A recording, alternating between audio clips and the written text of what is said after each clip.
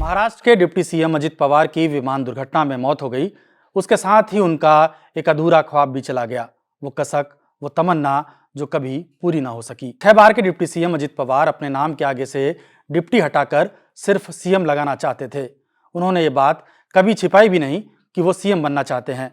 2024 के आखिर में महाराष्ट्र के विधानसभा चुनाव से पहले इंडिया टुडे कॉन्क्लेव में राजदीप सरदेसाई से बात करते हुए उन्होंने 2004 के चुनाव का जिक्र किया था, जब वो सीएम बन सकते थे। आप मैक्सिमम नंबर ऑफ टाइम्स उप मुख्यमंत्री स्वेर इन हुए। कभी कभी लगता है यार मुख्यमंत्री बनना है, अरे बनना है, लेकिन हमारी गाड़ी वहां ही अटकती है तो क्या करें। नहीं तो मैं कोशिश करता हूं कि वहां आगे भी जाए, आगे भी जाए, आगे भी जाए, लेकिन चांस नहीं मिलता। एक दफा एनसीपी को चांस मिला था 2004 में, लेकिन हमारे नेताओं ने वो क्या डिसीजन लिया हमें अधिकार नहीं। अब बताते हैं कि आखिर 2004 में हुआ क्या था। एनसीपी और कांग्रेस ने मिलकर चुनाव लड़ा, लेकिन एनसीपी सबसे बड़ी पार्टी बनकर उभरी। एनसीपी को 288 में से सबसे ज्यादा 71 सीटें मिली। कांग्रेस 69 सीटों पर जीती, यानी एनसीपी से 2 सीटें कम। बीजेपी शिवसेना गठबंधन की बात करें तो बीजेपी ने 54 और शिवसेना ने 62 सीटें जीती। कहा जाता है कि शरद पवार चाहते तो अजित पवार को मुख्यमंत्री बनाने के लिए दबाव डाल सकते थे, लेकिन उन्होंने ऐसा नहीं किया। कांग्रेस का मुख्यमंत्री बना, इसी का जिक्र अजित पवार ने राजदीप सरदेसाई से बात में किया है।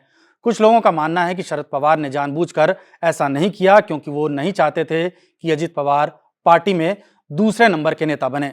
हालांकि तब एनसीपी में मुख्यमंत्री की कुर्सी के लिए और भी नेताओं की नजर थी। उस वक्त जो अमेरिकन लेखक थे जेम्स लेन, उनकी किताब आई थी Shivaji Hindu king in Islamic India. तो उसमें छत्रपति शिवाजी महाराज और उनकी माँ राजमाता जिजाबाई साहब के ऊपर बहुत ही बदनामीकारक किस्म का लेखन जेम्स लेन ने किया था।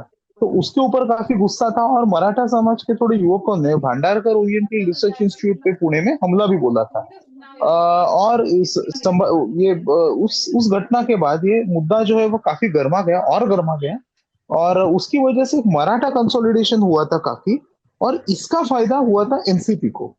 पूरे कॉन्टूर्स देखे, डायनेमिक्स देखे एनसीपी के, तो वहां पर जो फ्रंट रनर थे वो थे आरआर पाटिल, जो आगे चलकर डिप्यूटी चीफ मिनिस्टर बने महाराष्ट्र के। क्योंकि पूरे जेम्स लेन के मामले में जो चार्ज लीड कर रहे थे एनसीपी के लिए वो आरआर पाटिल कर रहे थे। दूसरे दावेदार थे विजय सिंह मोहिते पाटिल, जो 2004 तक डिप्यूटी चीफ मिनिस्टर थे महाराष्ट्र के, और तीसरे थे छगन भुजबल।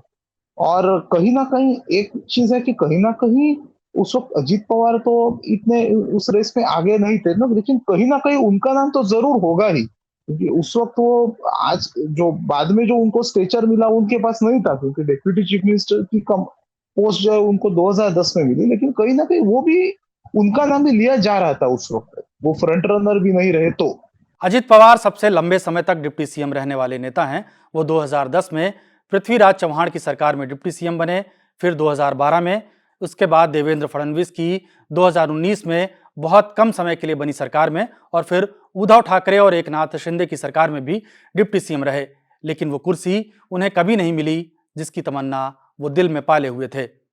कोई भी कुर्सी पे बैठता है, उनको वो कुर्सी अच्छी लगती है।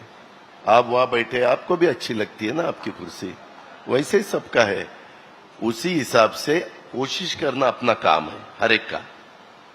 लेकिन अभी भी वो एम्बिशन है कि नहीं? नहीं, लेकिन सबको ये सीट एक ही है, महाराष्ट्र की चीफ मिनिस्टर की सीट एक ही है, और 145 मैजिक फिगर है।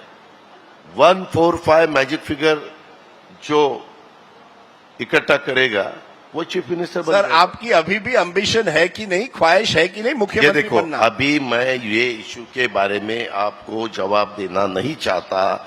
मेरी एम्बिशन यही है, पहले महायुति का सरकार कैसे फिर वापिस महाराष्ट्र में आएगा, कि सबको ऐसा लगता है कि अपना चीफ मिनिस्टर बनना चाहिए, लेकिन वो होने वाला नहीं। एक बार अजित पवार ने कहा था कि अगर मैं शरद पवार का बेटा होता तो क्या मुझे ये अवसर नहीं मिलता? मुझे निश्चित रूप से मिलता, सिर्फ इसलिए कि मैं शरद पवार का बेटा नहीं हूं, मुझे मौका नहीं दिया गया। ये कितना बड़ा अन्याय है। राजनीति में बड़े से बड़े पद की तमन्ना रखने में कुछ भी गलत नहीं है। कई बार नंबर आपका साथ नहीं देते, कई बार किस्मत। अजित के चाचा शरद पवार पीएम बनते बनते रह गए, अजित सीएम बनते बनते।